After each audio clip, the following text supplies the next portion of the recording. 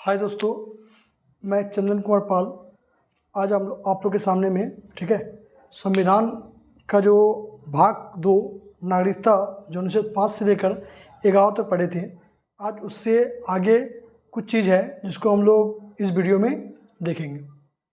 देखिए, आप अगर कोई भी एग्ज़ाम का तैयारी कर रहे हैं, ठीक है, और आप एग्ज़ाम का तैयारी करने के बाद अगर आप रिवीजन नहीं करते हैं और विगत वर्षों के प्रश्नों को अगर सॉल्व नहीं करते हैं तो आपके अंदर कोई भी चैप्टर का पकड़ अच्छा नहीं आएगा। इसीलिए आप इस चीज़ का ध्यान रखिएगा कि जब भी आप पढ़ते हैं, इससे पहले का वीडियो में आप नागरिकता का भाग 2 अनुच्छेद 5 से लेकर 11 में हम चर्चा किए हुए हैं कि नागरिकता है क्या, नागरिकता कैसे प्रदान की जाती है, नागरिकता कैसे छीनी जाती है, ये आपको पूरा प्रावधान क्या हुआ है। और आज जो हम लोग बात करने वाले हैं नागरिकता से रिलेटेड है, जो आज हम लोग CAA में बात करेंगे। तो सबसे पहले देखना है कि आज का हम लोग जो टॉपिक रहेगा, आज का टॉपिक में पहला टॉपिक हम लोग पढ़ने वाले हैं CAA, दूसरा टॉपिक पढ़ने वाले हैं हम लोग OCI, तीसरा टॉपिक है PIO, फिर उसके बाद NRI, उसके बाद असम समझौता। ये हम लोग इस क्लास के वीडियो में देखने वाले हैं, ठीक है। आइए इसको इतने अच्छे से तरीके से समझने की कोशिश करेंगे जिससे कि इससे रिलेटेड अगर कोई भी क्वेश्चन आता है तो आप बहुत अच्छे ढंग से इसको बता पाए, ठीक है। तो जैसे कि आप देख सकते हैं कि हम लोग इस चैप्टर में जो सबसे पहले पढ़ने वाले हैं उसका नाम है CAA, और CAA को हम लोग कहते हैं नागरिकता संशोधन अधिनियम। इस बात को भी आपको ध्यान में रखना है, ठीक है। अब नागरिकता संशोधन अधिनियम है क्या, इसको हम लोग चर्चा करते हैं। तो देखिए क्या है कि संसद, आपको ये पता होना चाहिए कि नागरिकता संबंधित कोई भी कानून बनाने का अधिकार जो है वह संसद के पास है, और संसद के गृह मंत्रालय के पास कानून बनाने का अधिकार होता है। और समय समय पे जो है हमारे संविधान में क्या हुए, नागरिकता से संबंधित बहुत सारे कानून बनाए गए हैं। इसी से रिलेटेड जो वर्तमान समय में आप कह सकते हैं कि नागरिकता संबंधित जो कानून आया उसको हम लोग कह सकते हैं CAA, ठीक है, और जिसको हम लोग कहते हैं नागरिकता संशोधन अधिनियम। अब आपको नागरिकता संशोधन अधिनियम को समझना है तो आपको ये याद रखना है कि नागरिकता अधिनियम 1955, देखिए जो भी हम लोग को नागरिकता दिया गया वो नागरिकता अधिनियम 1955 के तहत दिया गया, और उसमें ही समय समय पर बदलाव होता है। तो नागरिकता अधिनियम 1955 में संशोधन करते हुए संसद ने नागरिकता संशोधन अधिनियम 2019 को पारित किया, जिसे हम लोग CAA के नाम से जानते हैं। तो आपको याद रखना है कि जो नागरिकता अधिनियम 1955 में संशोधन करते हुए क्या किया, संसद ने एक बिल लेके आया जिसका नाम है, आप कह सकते हैं कि नागरिकता संशोधन अधिनियम 2019, ठीक है। अब क्या किया कि इस जब अधिनियम के बारे में बात आती है तो राजेंद्र अग्रवाल समिति ने, ठीक है, आपको याद रखना है कि राजेंद्र अग्रवाल समिति ने संयुक्त संसदीय समिति, जिसको हम लोग कहते हैं JPC, जिसको हम क्या कहते हैं JPC, ने 7 जनवरी 2019 को अपना रिपोर्ट पेश किया नागरिकता संशोधन अधिनियम से रिलेटेड। तो आपको ये क्वेश्चन याद रखना है कि किस समिति ने पेश किया, तो राजेंद्र अग्रवाल समिति ने जो JPC है उसको पेश किया, 7 जनवरी 2019 को पेश किया, ये ध्यान रखना है, ठीक है। ये रिपोर्ट पेश करने का समय है। दूसरा है कि 8 जनवरी को 2019 को लोकसभा में ये बिल को पेश किया गया, और ये लोकसभा में क्या हो गया, बिल पारित हो गया।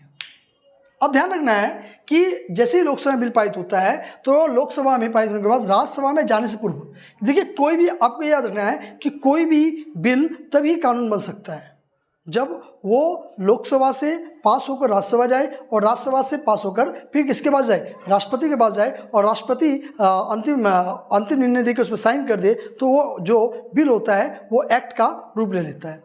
कभी कभी ऐसा भी होता है कि कोई कानून जो है राज्यसभा से पारित होकर लोकसभा जाती है, फिर लोकसभा जाने के बाद कहाँ जाती है, तो आप कह सकते हैं कि राष्ट्रपति के पास जाते हैं, और राष्ट्रपति जो है लास्ट समय में उसको साइन करके उसको जो है बिल एक्ट बना दिया जाता है। तो उसी प्रकार से क्या हुआ कि जब 8 जनवरी 2019 को लोकसभा में बिल पेश किया गया तो राज्यसभा में जाने से पूर्व, ठीक है, 16वीं लोकसभा जो था वो भंग हो गया। आपको ये भी ध्यान रखना है कि क्या हुआ कि 8 जनवरी को जब बिल पेश किया गया लोकसभा में पारित हो गया, और लोकसभा से जब वो राज्यसभा जा रहा था उसी समय 16वीं लोकसभा जो है भंग हो गया, और इस प्रकार से विधेयक समाप्त हो गया और ये विधेयक पारित नहीं हो पाया। ठीक है। और जैसे ही 17वीं लोकसभा का चुनाव हुआ या 17वीं लोकसभा का गठन हुआ, गठन के साथ ही ठीक है 12 दिसंबर 2019 को इसे पुनः पारित करके इसको कानून बना दिया गया। तो आपको ऐसे 3 डेट याद रखना है कि सबसे पहली बात कि सीएए से रिलेटेड जो है बिल को कब पारित किया गया, तो 7 जनवरी 2019। और इसमें कौन से समिति ने, तो आप कह सकते हैं राजेंद्र अग्रवाल समिति ने जेपीसी समिति को पेश किया। उसके बाद ये क्या होता है कि 8 जनवरी को चला जाता है लोकसभा और लोकसभा में पास हो जाता है, लेकिन उसी वक्त क्या होता है कि लोकसभा भंग हो जाती है, 16वीं लोकसभा भंग हो जाती है, जिसके कारण यह विधेयक पारित नहीं हो पाता है। आखिरकार फिर 17वीं लोकसभा का चुनाव होता है और चुनाव होने के बाद ही ठीक है 12 दिसंबर 2019 को ये बिल को पुनः पारित कर दिया जाता है। अब देखिए एक नोट है जिसको आपको ध्यान में रखना है। अब नोट क्या कह रहा है कि अगर कोई भी विधेयक, मान लीजिए कोई विधेयक है और वो लोकसभा, आपको पता होना चाहिए कि लोकसभा जो है वो निचले सदन है और राज्यसभा जो है उच्च सदन है, ये भी आपको माइंड में रखना है। ठीक है। तो कोई विधेयक लोकसभा निचले सदन में पेश किया जाता है, ठीक है, तथा उसे राज्यसभा में पेश करने से पूर्व लोकसभा भंग हो जाए तो विधेयक भी समाप्त हो जाएगा। मान लीजिए कि कोई कानून लोकसभा में आया और लोकसभा में वो बिल पारित हो गया, लेकिन लोकसभा में बिल पारित होने के बाद उसको कहाँ जाना, राज्यसभा में जाना है, लेकिन उसी वक्त क्या हो जाए लोकसभा भंग हो जाए तो वो बिल जो है या वो विधेयक जो है क्या होगा, जो है उसको निष्कासित हो जाएगा, मतलब वो समाप्त हो जाएगा। लेकिन कंडीशन ये भी है कि अगर कोई विधेयक क्या करता है कि राज्यसभा से लोकसभा जाता है, ठीक है, राज्यसभा से लोकसभा आता है, राज्यसभा में कोई बिल पारित हो गया और वो जा कहाँ रहा है, लोकसभा जा रहा है।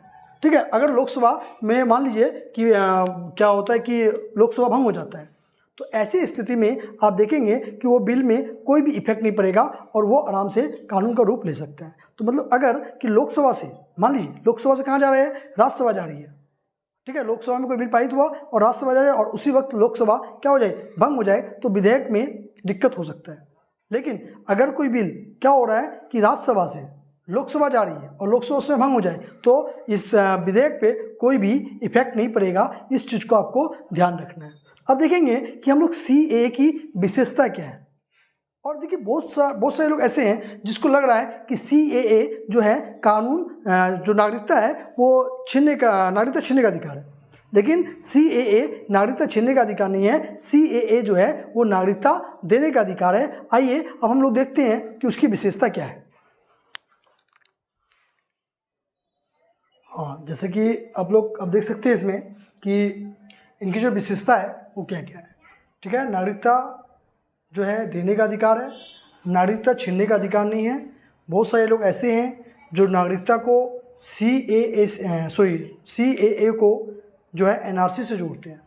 ठीक है, सीएए नागरिकता प्रदान करने की अधिकार है, ठीक है, इसीलिए आप सीएए को एनआरसी से ना जोड़ें। आइए सीएए की विशेषता क्या है कि 31 दिसंबर 2014 या इससे पूर्व भारत में आने वाले अल्पसंख्यक का मतलब जिस धर्म का या जिस संप्रदाय का क्या हो, जनसंख्या कम हो, उसे हम लोग अल्पसंख्यक कहते हैं। ठीक है, अल्पसंख्यक समुदाय के लोग जो अफगानिस्तान, पाकिस्तान व बांग्लादेश से संबंधित, आपको याद रखना है कि इसमें तीन देश को जोड़ा गया है, अफगानिस्तान, बांग्लादेश और पाकिस्तान। और कह रहा है 31 दिसंबर 2014 या उससे पूर्व भारत में आने वाले अल्पसंख्यकों को अधिकार दिया जाएगा। और देश कितनी होगी, 3 होगी। और समुदाय आपको याद रखना है, समुदाय 6 होगा। ठीक है, उसमें हिंदू, सिख, बौद्ध, जैन, पारसी और ईसाई जो अवैध प्रवासी नहीं माना जाएगा। जिससे क्या होगा कि ये लोग जो अल्पसंख्यक है अगर वो भारत में आए हैं तो उन लोग को अवैध प्रवासी नहीं माना जाएगा और उसे नागरिकता प्रदान की जाएगी। ठीक है, ये याद रखिएगा। अब देखिए दूसरा पॉइंट है कि नागरिकता का जो सीमा 11 वर्ष था वो घटाकर अब जो है कितना वर्ष कर दिया गया है, तो 6 वर्ष कर दिया गया है। तीसरी लाइन कि इनर लाइन परमिट पे पर लागू नहीं होगा। आपको इनर लाइन परमिट का मतलब आप जान रहे हैं कि भारत में ऐसे कुछ क्षेत्र हैं जहाँ पे जाने के लिए आपको परमिट लेना पड़ता है, ठीक है, तो उस जगह में ये लागू नहीं होगा। ठीक है। और चौथा चीज़ है कि अगर कोई व्यक्ति के ऊपर कानूनी कार्रवाई की गई है, मतलब कि कोर्ट में कुछ मैटर चल रहा है, तो अगर CAA के तहत अगर उसे नागरिकता दे दी जाती है तो वैसे व्यक्ति का जो कानूनी कार्रवाई था उसको समाप्त कर दिया जाएगा। ये जो है CAA का क्या है, विशेषता है। तो आप लोग को CAA अभी तक समझ में आ गया होगा। हाँ, तो जैसे कि आप लोग देख सकते हैं कि आप लोग जो है CAA को अच्छे तरीके से आप लोग समझ चुके हैं। अब जो है हम लोग की बारी है उससे आगे की, जिसमें हम लोग OCI को पढ़ने वाले हैं। OCI कंप्लीट करेंगे, फिर PIO, फिर NRI, फिर असम समझौता। तो आइए सबसे पहले हम लोग समझते हैं कि OCI होता क्या है। तो OCI को हम लोग, इसका अगर फुल फॉर्म देखा जाए तो विदेशी भारतीय नागरिक, ठीक है, इसको क्या कहते हैं हम लोग, विदेशी भारतीय नागरिक। इसका क्या प्रोग्रेस है, नहीं है, इसमें क्या क्या दिक्कतें हैं, ये कैसे है, इस चीज़ को समझेंगे। देखिए, तो जो अपनी नागरिकता त्याग दिया हो, OCI का मतलब क्या कह रहा है कि जो अपनी नागरिकता त्याग दिया हो। दूसरा पॉइंट कह रहा है कि वो आदमी विदेश की नागरिकता अपना लिया हो। भारत का कोई भी आदमी है, अगर वो व्यक्ति क्या करता है कि अपना देश का नागरिकता त्याग देता है, मतलब कि अपना नागरिकता त्याग कर वो विदेश की नागरिकता ले लेती है, तो इसी प्रावधान को देखते हुए उन्हें भारत से जोड़ने के लिए क्या करेगा, जो आदमी क्या किया, भारत की नागरिकता छोड़ के दूसरे विदेश की नागरिकता को अपना लिया है, इसमें क्या करेगा, भारत क्या करेगा, उसे जोड़ने के लिए एक चीज़ लाया गया जिसको हम लोग कह सकते हैं कि वो एक प्रकार का OCI है, जिसके तहत हम लोग क्या करेंगे कि उस व्यक्ति को भारत से जोड़ने का काम करेंगे और उसे हम लोग जीवन भर क्या देंगे, वीज़ा देंगे। तो OCI क्या है, तो OCI उस व्यक्ति के लिए है जो व्यक्ति भारत की नागरिकता क्या कर दी हो, त्याग दी हो, और विदेश की नागरिकता अपना ली हो, तो उसके काम हम लोग क्या करेंगे, भारत से जोड़ने के लिए OCI का प्रावधान करेंगे। और OCI का प्रावधान में क्या कहा गया है कि उसे हम लोग जीवन भर क्या देंगे, वीज़ा देंगे। इस चीज़ को ध्यान में रखिएगा। अब देखिए, उसको क्या क्या अधिकार दिया जाएगा और क्या क्या अधिकार नहीं दिया जाएगा, ये चीज़ को समझना है। तो इसे अधिकार में भारत में रहने के लिए दिया जा सकता है, इसका आर्थिक लेन देन करने के लिए भी इसको अधिकार है, और काम करने का अधिकार है। यहाँ पे 3 चीज़ का अधिकार उसको मिलेगा। पहला अधिकार क्या मिलेगा, भारत में रहने का अधिकार है, उसको आर्थिक लेन देन का अधिकार है, ठीक है। तीसरा चीज़ है कि वो भारत में रहकर काम भी कर सकता है। अब उसे अधिकार क्या क्या नहीं मिलेगा, तो अधिकार नहीं मिलने वाला जो है वो चीज़ को ध्यान देते हैं, खेती बाड़ी नहीं कर सकता है। अगर OCI के तहत किसी भी आदमी को भारत में क्या करता है कि जोड़ा जाता है, तो उस व्यक्ति को खेती बाड़ी नहीं कर सकते, वो व्यक्ति मतदान नहीं कर सकता, मतलब वोट नहीं दे सकता है, और संवैधानिक पद ग्रहण नहीं कर सकता है। तो आपको याद रखना है कि जो भी आदमी को जो है OCI के तहत जोड़ा जाएगा, उसे क्या मिलेगा और क्या नहीं मिलेगा, और इसे वीज़ा हमेशा के लिए दिया जाएगा। यहाँ से आपको ये याद रहेगा। अब हम लोग बात करेंगे PIO में कि PIO है क्या, ठीक है। हाँ, तो जैसे कि आप लोग देख सकते हैं कि अभी तक आप लोगों ने क्या किया, CAA और OCI आप लोग खत्म कर चुके हैं। अब जो हम लोग PIO को देखेंगे और NRI को देखेंगे, और लास्ट में हम लोग असम समझौता देखेंगे। अब देखिए, PIO होता क्या है, तो PIO को समझना है तो उसको बोलते हैं कि पर्सन ऑफ इंडियन ओरिजिन, और इसकी जो अवधारणा है ये 2003 में लाया गया। ये भी चीज़ को याद रखिएगा, ठीक है। अब देखिए, PIO क्या होता है, वो व्यक्ति जिसके पूर्वज, मान लीजिए किसी के पूर्वज या स्वयं भारतीय नागरिक, जैसे मान लीजिए कि हम एक व्यक्ति हैं, चाहे हम भारत के नागरिक हैं या हमारा पूर्वज जो है वो भारत का नागरिक हो, जो, ठीक है, वर्तमान समय में दूसरे देश का नागरिकता प्राप्त कर लिया, और वो क्या किया, जो प्रेजेंट का टाइम है, इस समय वो व्यक्ति क्या किया है, दूसरे देश का नागरिकता प्राप्त कर लिया है, तो उसके पास विदेशी पासपोर्ट है।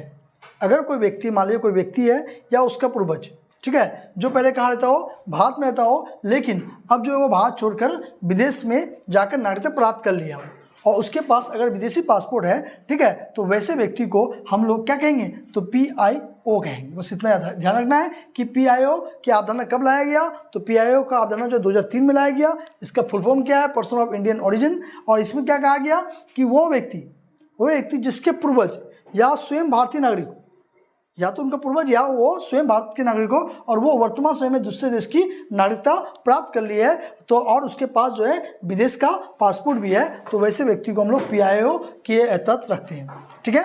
अब देखिए, नेक्स्ट है NRI, जो बहुत इंपॉर्टेंट है, और आप लोग बार बार मतलब कन्फ्यूजन होते हैं कि NRI होता क्या है। ठीक है। तो NRI देखिए, NRI को बोलते हैं हम लोग नॉन रेजिडेंट इंडियन। अब ये क्या है, तो ये देखिए कि वह व्यक्ति जो भारत से बाहर निवास करता हो, हाँ, और उसके पास क्या हो, भारतीय पासपोर्ट हो।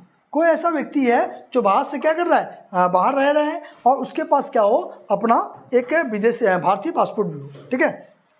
और कह रहा है कि एक वित्तीय वर्ष के दौरान वो 183 दिन विदेश में निवास करता हो। और कोई व्यक्ति क्या कर रहा हो कि भारत का पासपोर्ट है और वो लगभग 183 दिन अगर विदेश में रहता है, तो वैसे नागरिक को हम लोग जो है क्या कहते हैं, NRI कहते हैं। तो जो व्यक्ति 183 दिन तक विदेश में रहता है, वैसे व्यक्ति को हम लोग क्या कहते हैं, NRI कहते हैं, ठीक है। यहाँ तक क्लियर है। अब लास्ट चीज़ हम लोग असम समझौता।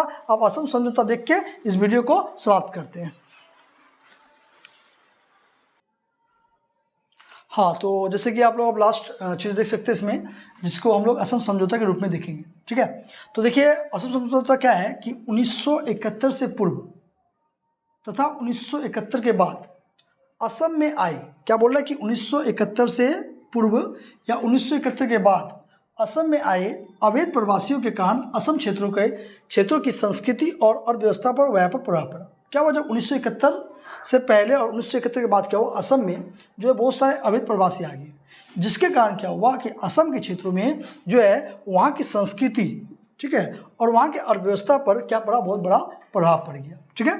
जिसके तहत क्या देखते हैं कि उन शरणार्थियों को वापस भेजने के लिए असम क्षेत्र में व्यापक हिंसा हुआ। अब भाई जब वो भारत का नहीं है तो उसको तो भी अपना देश भेजना होगा जहाँ से वो आए हैं, तो उसको जब भेजने का योजना बनाई गई, तो उसमें क्या हुआ कि वहाँ पे असम में बहुत बड़ा क्या हो गया, हिंसा हो गया, जिसको हम लोग दंगा कह सकते हैं, ठीक है। और अंत में क्या हुआ, जिसे रोकने के लिए 1985 में असम समझौता हुआ। तो क्वेश्चन याद रखिएगा कि असम समझौता हुआ कब था, तो 1985 में, ठीक है। और असम समझौता किसके बीच हुआ था, तो भारत सरकार और आसू संगठन के मध्य हुआ था, ठीक है। अगर आप लोग को यहाँ पे CAA, OCI, PIO, NRI और आपको अगर असम समझौता समझ में आया होगा, तो वीडियो को लाइक करें, सब्सक्राइब करें और शेयर भी करें। Thank you.